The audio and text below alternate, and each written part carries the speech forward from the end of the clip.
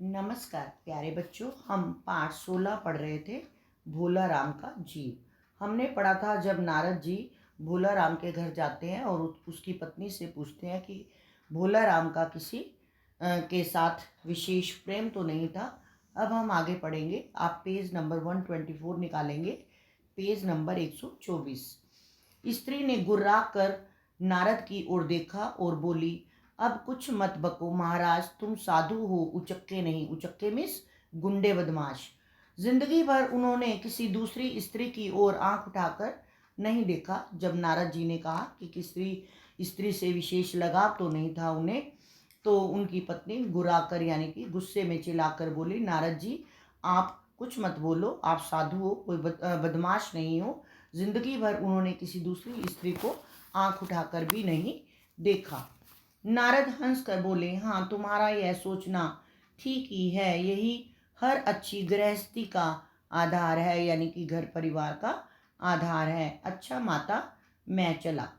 स्त्री ने कहा, महाराज आप तो साधु हैं, सिद्ध पुरुष हैं, कुछ ऐसा नहीं कर सकते कि उनकी रुकी हुई पेंशन मिल जाए, उन बच्चों का पेट कुछ दिन भर जाए। नारद को दया आ गई। वे कहने लगे, साधुओं की बात कौन मानता है? मेरा यहाँ कोई मठ नहीं है, न ही मैं भी सरकारी दफ्तर जाऊंगा और कोशिश करूंगा। नारद जी कहने लगे, साधुओं की बात कौन मानता है, लेकिन फिर भी मैं एक बार कोशिश जरूर करूंगा और सरकारी दफ्तर में जाऊंगा। वहां से चलकर नारद सरकारी दफ्तर पहुंचे। वहां पहले ही से कमरे में बैठे बाबू ने उन्होंने भोला राम के केस के बारे में बातें की। नारद जी ने वहाँ जो बाबू बैठे हुए थे उनसे भोला राम की पेंशन के बारे में बात की, उनके केस के बारे में बात की।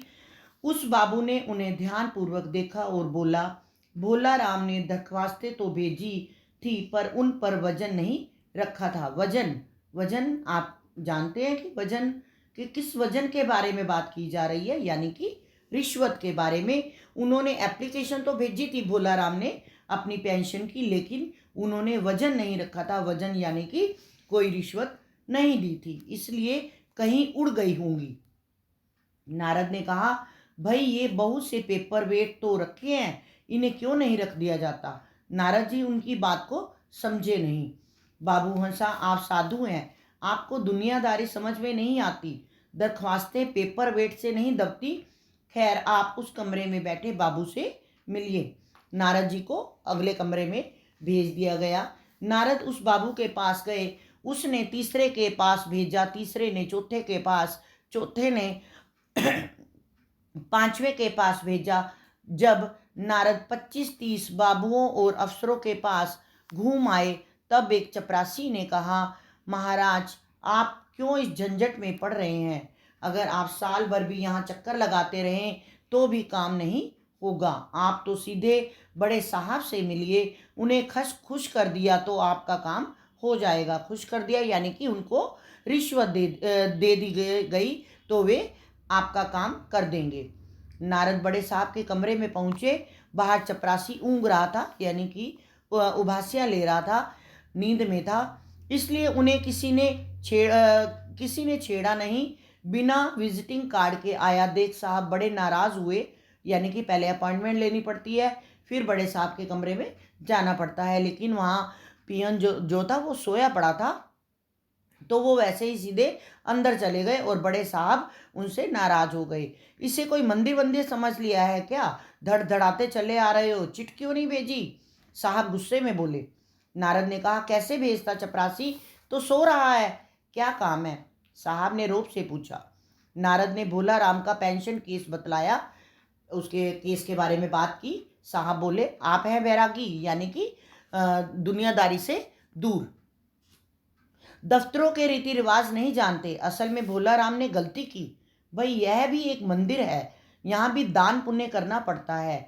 आप दान पुण्य का मतलब जानते हैं कि बड़े साहब ने दान पुण्य क्यों कहा कि ये एक मंदिर है, यानी कि ये जो दुनियादारी है, यानी कि ये दफ्तर है, यहाँ भी दान पुण्य करना पड़ता है, यानी कि रिश्वत देनी पड़ती है। आप भोला राम के आत्मीय मालूम होते हैं, आत्मीय यानी कि उनके नज़दीकी। भोला राम की दरखास्तें उड़ रही हैं, उन पर वजन रखिए, यानी कि रिश्वत रखिए। नारद जी नारद ने सोचा कि फिर वजन की समस्या खड़ी हो गई। साहब बोले, भाई सरकारी पैसे का मामला है, पेंशन का केस 20 दफ्तरों में जाता है, देर लग ही जाती है। 20 बार एक ही बात को 20 जगह लिखना पड़ता है, तब पक्की होती है। जितनी पेंशन मिलती है उतनी ही स्टेशनरी लग जाती है। हाँ, जल्दी भी हो सकती है, मगर साहब रुके, यानी कि उन्होंने अपना वाक्य पूरा नहीं किया। वो रिश्वत मांगना चाहते थे, लेकिन उन्होंने इनडायरेक्ट रूप से ही बोला, फिर वो रुक गए। नारद ने कहा, मगर क्या? साहब ने कुटिल मुस्कान के साथ कहा, मगर वजन चाहिए। आप समझे नहीं? जैसे आपकी यह सुंदर। अब आप पेज नंबर 125 निकालेंगे। वीणा है, जैसे आपकी यह सुंदर वीणा है। आपने देखा होगा नारद जी के पास वीणा होती है, जो बजाने का यंत्र होता है, वीणा है। इसका भी वजन भोला राम की दरख्वास्त पर रखा जा सकता है।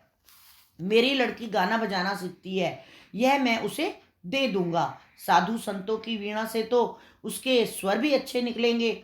नारद अपनी वीणा छीनते देख जरा घबराए, फिर संभल कर उन्होंने वीणा टेबल पर रख दी और कहा, यह लीजिए, अब जरा जल्दी उसकी पेंशन के ऑर्डर निकाल दीजिए। नारद जी ने अपनी वीणा को उनकी टेबल पर रख दिया और कहा कि आप पेंशन के कागज जल्दी से निकाल दीजिए। साहब ने प्रसन्नता से उन्हें कुर्सी दी, वीणा को एक कोने में रखा और घंटी बजाई। चपरासी हाजिर हुआ, वहां आ गया। साहब ने हुक्म दिया, बड़े बाबू ने से भोला राम के केस की फाइल लाओ।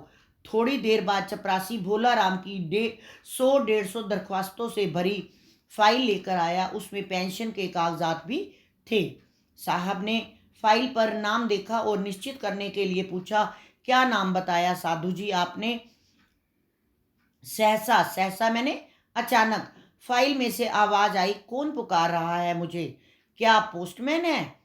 क्या पेंशन का ऑर्डर आ गया? नारद चौंके, पर दूसरे ही क्षण, क्षण मैंने पल, दूसरे ही पल बात समझ गए। बोले, भोला राम, तुम क्या भोला राम के जीव हो? हाँ, आवाज आई, क्योंकि भोला राम का जीव यानी कि उसके यमराज के हाथों से निकल गया था।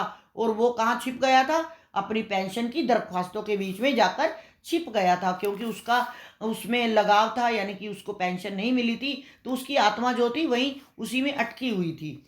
नारद ने कहा, मैं नारद हूँ, तुम्हें लेने आया हूँ, चलो, स्वर्ग में तुम्हारा इंतजार हो रहा है। आवाज आई, मुझे नहीं जाना, मैं तो पेंशन की दरख्वास्तों पर अटका हूँ, यही मेरा मन लगा है, मैं अपनी दरख्वास्तें छोड़कर नहीं जा सकता।